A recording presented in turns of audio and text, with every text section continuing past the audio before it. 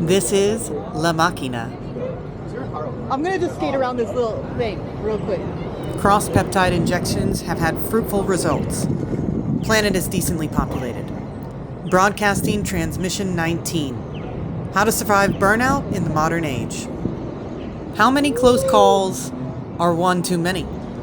I collapsed and was hospitalized the day after my birthday in 2020. I'm an incredibly energetic, positive person, but there's a negative to every positive.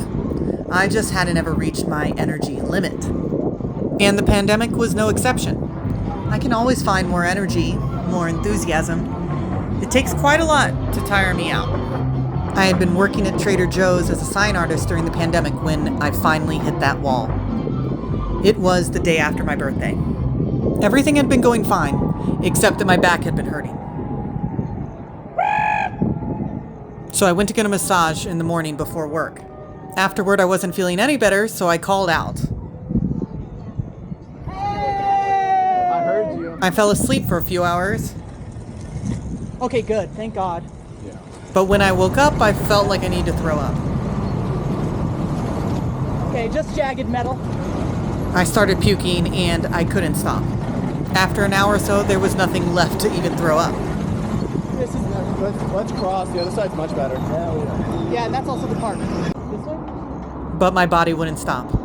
I kept on heaving, but all that would come out is stomach acid. I tried to drink water, but eventually I started to throw that up too. After several hours and no improvement, it was time to call 911. They sent firefighters, but they were discouraging me from taking an ambulance since it was the middle of a surge of COVID and there weren't a lot of ambulances. Okay, which way? The firefighters suggested calling a rideshare. Great!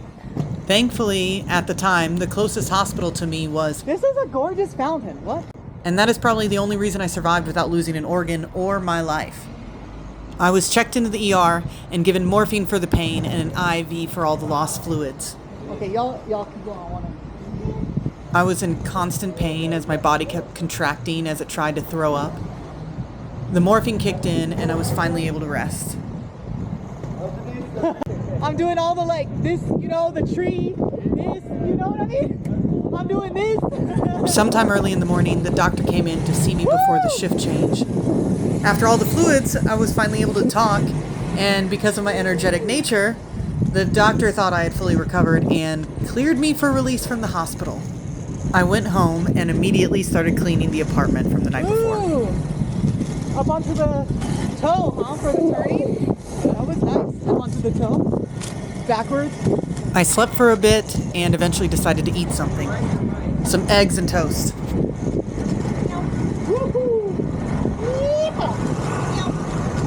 About halfway through the meal, I felt the urge to throw up, and it started all over again.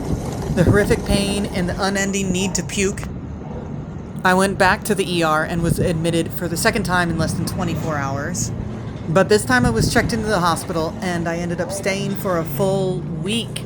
For several days, I wasn't even allowed to eat or drink anything, and I only had an IV. Far back. They ran a slew of tests, did a sonogram and an MRI. They thought maybe it was my gallbladder and they would need to remove it.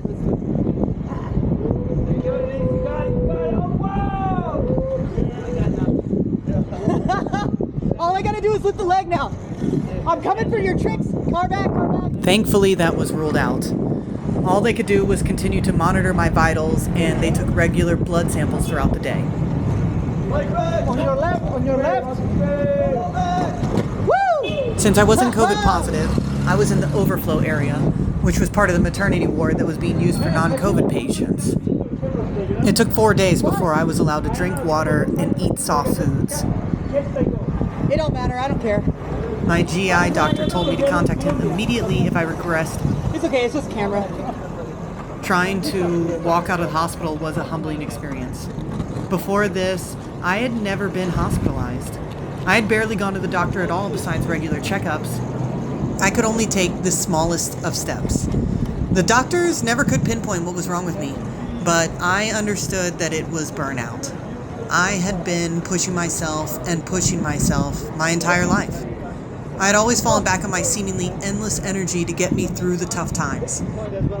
Car left! Car left! But there is always a limit, and I leaped past it by not paying close enough attention to myself. Well, now I had no choice but to pay attention and slow down. I had to get serious about gaining weight and also adhering to a low-fat, high-fiber diet as my gut was recovering. Thankfully, I got a month off from work.